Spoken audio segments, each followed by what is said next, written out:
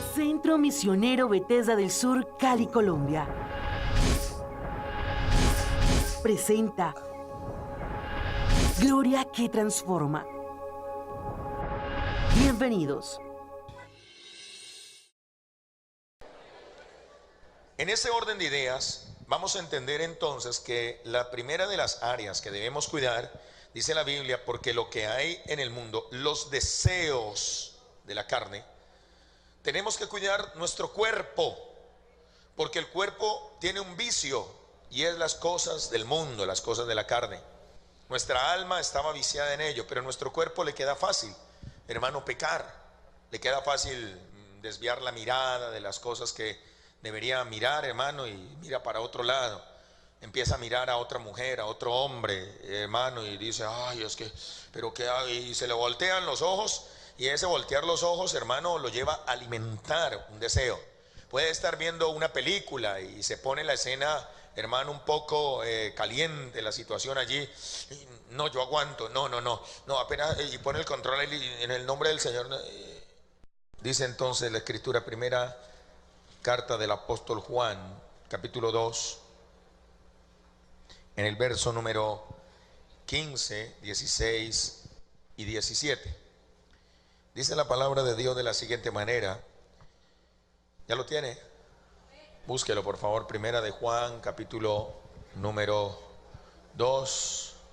Primera de Juan 2, 15, 16 y 17. El texto que hemos estado utilizando es este, y dice así: no améis al mundo ni las cosas que están ¿en dónde? Si alguno ama al mundo, el amor del Padre no está en él, porque todo lo que hay en el mundo, los deseos de la carne, los deseos de los ojos y la vanagloria de la vida, no provienen de quién, sino del mundo. Verso 17, léalo fuerte. ¿Qué dice? Y el mundo pasa y sus deseos, pero el que hace la voluntad de Dios permanece ¿para cuándo? Hablemos de las conclusiones. Concluimos que en nuestro corazón solo hay lugar para un Dios, ¿verdad? Hablábamos de un gran ejemplo y era el hogar, que en el hogar solamente hay lugar para un solo hombre, para una sola mujer. En el corazón del hombre solamente habrá lugar para una sola mujer. No está la mamá allí, no están las hijas, no, está la esposa. ¿Estamos claros en eso? ¿Amén o no amén? Ok, ese es el asunto que nosotros debemos tenerlo bien claro en nuestra vida. Igual para la mujer, solamente habrá cabida o solamente tendrá lugar para un solo hombre, no habrá más, no hay más gente allí que quepa, no hay más personas, solo un hombre. ¿Cuál? Su esposo. La unidad de esas dos personas genera el amor de Dios, genera que Dios se agrade de ese hogar. Por eso Dios dice, ya no son dos, sino que ahora son uno. Amén. ¿Claros hasta ahí? Amén o no amén. Bien. Como hay, hermano, unos deseos de la carne que veíamos allá en Gálatas, hay una batalla que se presenta y es la guerra entre las dos áreas, la carne, la vida natural, la vida terrenal. La vamos a conocer de aquí en adelante, hermano, como la carne, lo terrenal o lo mundano que puede habitar en una persona. Esa es la herencia que dejó Adán y Eva a todos aquellos seres humanos que, hermano, pues ya empezamos a nacer de esa ascendencia, ¿verdad? Que tuvimos esa ascendencia en Adán, esa descendencia de Adán. Entonces, al ascender de Adán, al partir de allá, esa naturaleza se nos pega por genética, y genéticamente el hombre está contaminado hacia el pecado, y por eso se le facilita el pecado a las personas, más que la vida de santidad y cualquier otra cosa. Pero eso no quiere decir que sea el único estado en el que puede permanecer una persona, sino que el estado puede cambiar y puede ser modificado a través de la presencia de Dios en la vida del hombre. Cuando Dios viene y gobierna la vida, entonces comenzamos a notar que nuestra vida cambia. Por eso el apóstol Pablo dice claramente, ya no vivo yo, sino que Cristo vive ¿en quién? En mí. Entonces ya comienzo a hacer a un lado la naturaleza terrenal para darle gusto a la vida espiritual. Y esta batalla, esta pugna que se, hermanos, refleja en muchas áreas, es la que siempre va a estar allí. Todo lo que tú alimentes, si tú alimentas más el área espiritual, ella será más grande. Si alimentas la vida carnal, ella será más grande. El descuidar la vida espiritual va a llevar a la persona, hermano, a la vida carnal. Y el descuidar la vida terrenal o carnal va a llevar a la persona al área espiritual. Espero que me comprenda esta analogía, hermano, porque es importante saber que cuando usted deja de alimentar las cosas de la tierra y comienza a alimentar las cosas del espíritu, usted y yo vamos a crecer. Pero cuando descuidamos la vida espiritual, no la alimentamos, pero sí alimentamos lo terrenal, incluyamos allí, hermano, cantidades de cosas que están ligadas a la carne. No podemos nosotros pensar que la única situación de la carne es la vida sexual. No podemos pensar eso. Hay muchas otras áreas. Están los enojos, están las iras, están los celos y están una cantidad de cosas que se desprenden de dos raíces principales que hemos hablado en algún momento, ¿verdad? Que es la avaricia y el orgullo. De ahí se desprenden todas las obras de la carne. Tienen su fundamento en estos dos pilares, es decir, cualquiera que sea la obra de la carne está cimentada en el orgullo o en la avaricia o en la codicia, el deseo desmedido de las cosas. Así, en este orden de ideas, debemos entender que la batalla que se libra en el espíritu, en la vida natural, es una batalla por ocupar ese único lugar que se tiene. ¿Cuál? ¿El que prevalece en Dios o el que prevalece en la carne? Esa es la batalla que se lleva todo el tiempo, hermano, en la vida que nosotros llevamos. ¿Por qué? Porque mientras estemos en esta tierra, estamos siendo afectados por todo lo que nos rodea. Si nosotros, hermano, no entendemos eso y nos las damos de superhombres o supermujeres, hermano, pues vamos a tener el efecto contrario que queremos. ¿Cuál? El de agradarle a Dios. Entonces la persona comienza a decir, no, yo me puedo dar un gustico, eso no tiene nada de malo, y empieza a alimentar la carne. Recuerde, la amistad con el mundo es enemistad con Dios. Las cosas comienzan a tornarse de otra manera. Vea usted una persona que andaba en la carne y comienza a tener amistad con Dios. El mundo le hace, hermano, la vida a cuadritos. Es cuando el diablo le dice, pues le voy a quitar las finanzas, pues le voy a quitar esto, le voy a quitar lo otro, la salud. Y la gente empieza a verse en un conflicto, pero cuando la persona se aferra, hermano, al principio de que ahora tiene un papá, que tiene un padre, que tiene un Dios, que tiene un Señor, que tiene un dueño, que ahora ya no vive para el mundo, sino que ahora vive para Cristo, entonces todo ese tipo de cargas se depositan en Dios y Dios se va a encargar de todo lo que somos nosotros. Amén. No nos falta nada. Dígale que tiene al lado, estamos completos.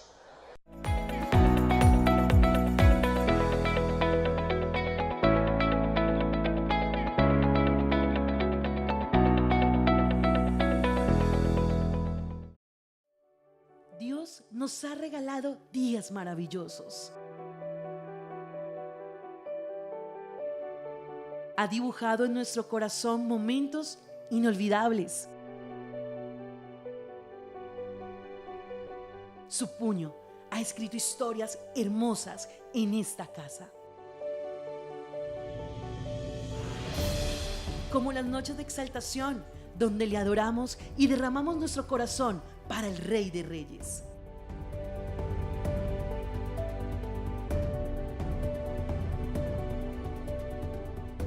En letras de oro escribió que todas las mujeres de esta casa son bienaventuradas. Nos ha enseñado a vivir un noviazgo en santidad y un matrimonio lleno de felicidad. Nuestros hijos han estado en su presencia y se ha cumplido la palabra que dice: dejad los niños venir a mí, porque de tales es el reino de los cielos. Nos ha ensanchado y ha escrito victorias asombrosas que solo Él podía hacer.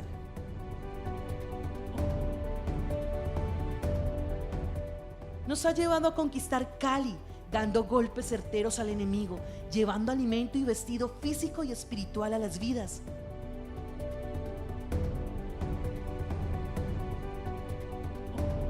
El primer día de cada mes nos hace estar más cerca de su corazón. En cada de madrugada te buscaré.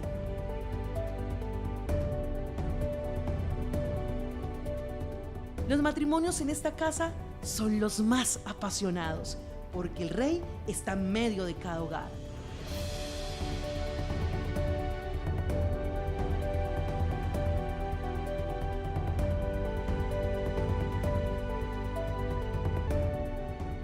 Vamos de gloria en gloria y de poder en poder, como lo dice la Escritura.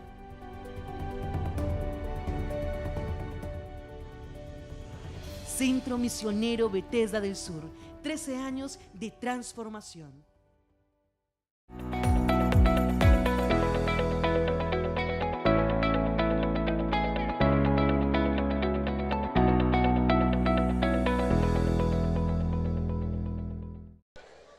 En ese orden de ideas, vamos a entender entonces que la primera de las áreas que debemos cuidar, dice la Biblia, porque lo que hay en el mundo, los deseos de la carne, tenemos que cuidar nuestro cuerpo, porque el cuerpo tiene un vicio y es las cosas del mundo, las cosas de la carne. Nuestra alma estaba viciada en ello, pero a nuestro cuerpo le queda fácil, hermano, pecar, le queda fácil desviar la mirada de las cosas que debería mirar, hermano, y mira para otro lado. Empieza a mirar a otra mujer, a otro hombre, hermano, y dice, ay, es que, pero qué hay, y se le voltean los ojos. Y ese voltear los ojos, hermano, lo lleva a alimentar un deseo. Puede estar viendo una película y se pone la escena, hermano, un poco caliente la situación allí. No, yo aguanto, no, apenas, y pone el control en el nombre del Señor. Y alcanza a ver lo suficiente como para alimentar, hermano, la imaginación. Recuerde que las películas y todo esto tienen un pensamiento de alimentar la imaginación de las personas. Nada de eso es real, ni nada de lo que presentan allí tiene, hermano, toda esa emotividad. Lo único que hacen es alimentar, hermano, a la persona. El asunto es que no alimentan a la persona sino su carne, sus deseos primitivos, hermano, o terrenales. Por eso nosotros como hijos de Dios no debemos exponernos a este tipo de emociones, hermano, tan fuertes o demasiado fuertes o cualquiera que sea, hermano, que pueda dañar la comunión con Dios. Mejor evitarlas, mejor salir de ahí, mejor decir, no, yo no me presto para eso, yo no lo hago, yo me mantengo lejos de esa situación. Amén. ¿Cuántos dicen amén? Entendiendo eso, empezamos a notar que tenemos un hombre interior, un hombre creado según Dios, el hombre que Dios comienza a crear según él. Y ese hombre que es un hombre espiritual, comienza, hermano, a tener una batalla con esa alma que quiere ser todavía carnal, una alma que quiere vivir en las cosas de la tierra, un alma que dice, ejemplo, odiemos, peleemos, recordemos lo que nos hicieron, no lo olvidemos jamás, venguémonos, hagamos esto. Esa impotencia cuando alguien nos hace algo y empieza a respirar, a ver profundo, a contar hasta 1000, a ver si le pasa el enojo, y yo por qué no le hice, y yo por qué, ay, aprieta los puños, hermano, ay, Dios mío, ayúdame. Esa batalla es la que se lleva en el alma y en el espíritu, donde debe someterse a la voluntad de Dios. Pero ¿qué es lo que sucede? Que todo lo que está batallando dentro de nuestro interior, lo que está viviendo nuestra alma en ese momento, debemos entender que está batallando porque, hermano, realmente existe esa pugna de quién gobierna ese cuerpo. Recuerde que la Biblia nos enseña con claridad acerca de esos principios, hermano, en la vida cristiana. Principios de buscar el reino de Dios, por ejemplo, y su justicia. Debemos entender que somos y debemos ser gente espiritual y no terrenal ni carnal por el estilo. Debemos entender, hermano, que nuestra vida ha tenido un cambio. Nuestra naturaleza, la naturaleza que llevábamos, ha cambiado. Así que una amistad con el mundo no conviene. Lo primero que debemos cuidar nosotros en nuestra vida natural o terrenal, llamémoslo así, es precisamente, hermano, esa santidad que Dios nos ha entregado. Dice, cuidado con los deseos de la carne. Quiero que sepa algo y quiero que tome usted, hermano, apunte sobre este tema. Y es precisamente que la carne a nadie se le va a convertir. Escúchelo claramente, su cuerpo, su carne no se convierte. Es algo que tiene que ser sujeto en el espíritu. Dice la Biblia, presentasteis vuestros miembros para inmundicia, ahora preséntalos para santificación. La carne de nadie se convierte. Ese que piensa, no, yo ya salgo de 40 días de ayuno, ya ningún pecado me va a afectar. Tenga cuidado, porque la carne no se convierte, la carne se sujeta. ¿Cuántos dicen amén?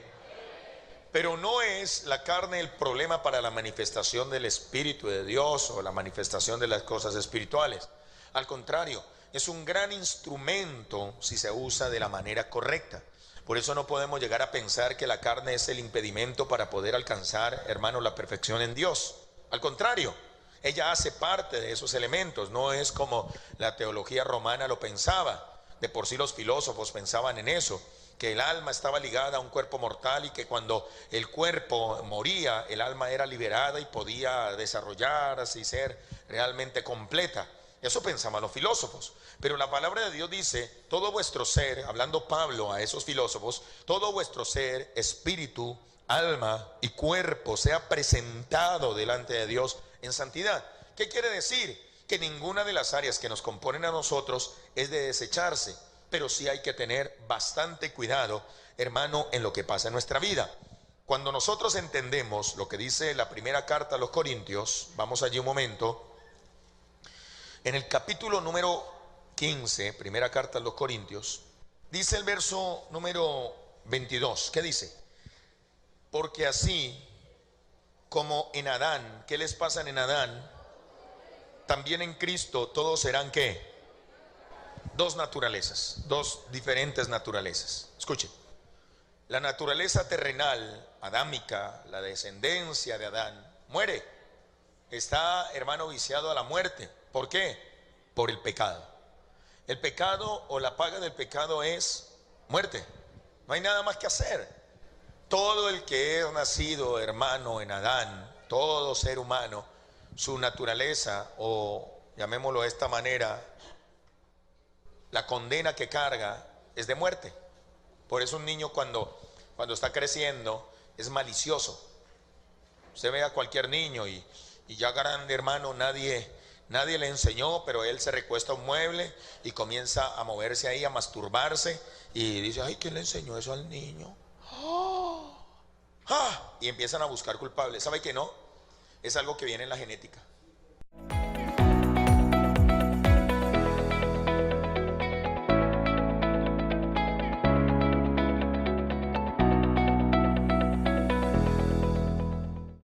De tiempo en tiempo, un ángel descendía y agitaba las aguas del estanque llamado Betesda, y después del movimiento del agua, el primero que descendía al estanque quedaba sano de cualquier enfermedad que tuviese.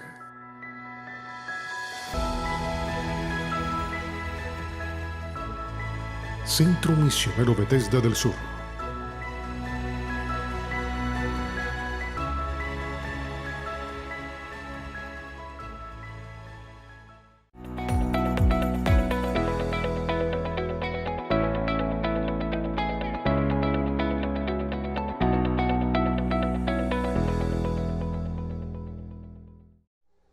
Y revise, puede haber tenido un padre, una madre bien promiscua, hermano, y eso se hereda.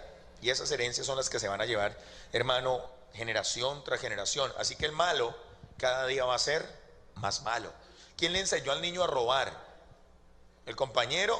No, su propia naturaleza. Por eso él llega del colegio con un juguete. ¿Y dónde sacaste eso? Me lo encontré en el piso. ¿Y quién le enseñó a mentir? ¿Dónde está eso? Esa información está cargada en la parte genética del ser humano. Es decir, que mucha gente piensa que eso no, eso la persona nace santica. No, está cargada allí. El asunto es que a la medida que el niño va creciendo, su inocencia se va perdiendo y se va manifestando el hombre, hermano, caído. Por eso un niño, hasta que no tiene conciencia, no se hace responsable de sus actos. Mientras tanto, esa inocencia lo hace acreedor, hermano, de la misericordia de Dios. ¿Y cuál es? La que dice que del reino, o más bien el de los niños, es el reino de los cielos. Es decir que mientras exista esa inocencia, la situación, hermano, está controlada de otra manera, ubicada de otra manera. Pero el punto es, ¿en qué edad o en qué tiempo el niño tiene conciencia No podemos determinar una edad, menos en este tiempo. No podemos decir, los niños. Yo recuerdo que para mi época, hermano, cuando era un niño, le decían a uno, como a los 7 años, el niño todavía es inocente, él no sabe nada. Uy, hermano, a esta época, a los 7 años, saben de todo. ¿O no? ¿Sí o no? Ya hoy en día el tiempo de inocencia se basa en 2 o 3 añitos o 4 años, hermano, ya ellos comienzan a saber muchas cosas que, hermano, en otra época a los 16 años todavía no se sabía. Eran cosas que por cultura o por cualquier otra razón no se conocían, pero la maldad seguía evolucionando. ¿Qué pasa? Pasa que en Adán, toda la raíz de Adán está llena de pecado, toda. Mientras usted y yo vivamos en esa naturaleza terrenal, cumplimos los deseos de Adán. Y quiero que entienda algo. La palabra de Dios dice que cuando condena a Adán, dice la escritura, le dice, Adán, por haber oído la voz o haber obedecido la voz de tu esposa. Ese principio es por haber colocado a un lado, primero o colocar a un lado más bien la voz de Dios y coger a la voz de tu esposa y atenderla a ella. Escuche, es un pensamiento que si empezamos a entender lo que le hubiera pasado a Adán. Imagine a Adán. Adán está en una situación donde él sabe que Dios le ha dicho, no peque, no vaya a comerse eso. Pero él tuvo un tiempo en el cual dijo, yo no tengo ayuda idónea. Y si yo de pronto me quedo sin ayuda idónea, no, ¿yo qué voy a hacer? Mire que comienzan a manifestarse obras de la carne. La Biblia no habla de ese momento. Pero es una de las situaciones en las cuales después del pecado se pueden llegar a manifestar en la persona. Es lo mismo que pasa hoy en día, el egoísmo. El pensar, no, yo pienso en mí mismo, en mi naturaleza, en lo que yo soy. Y no me importa si el uno se va al barranco, yo me voy con él. Y el dicho dice, por donde va Vicente, ahí va la gente. Entonces, como que seguimos la corriente de las cosas. Entonces Adán, al ver que su esposa le ofrece, en vez de decirle no, muy posiblemente él puede llegar a pensar en ese momento, si yo no como, Dios la destruye, la saca de aquí porque Dios dijo que se moría y yo cómo me voy a quedar solo. No, pues comamos y simplemente vamos a ver qué pasa. Su naturaleza caída comienza a manifestarse de un momento muy claro. El pecado no está en simplemente comer el fruto, sino en la actitud que tuvieron frente a lo que Dios les había ordenado.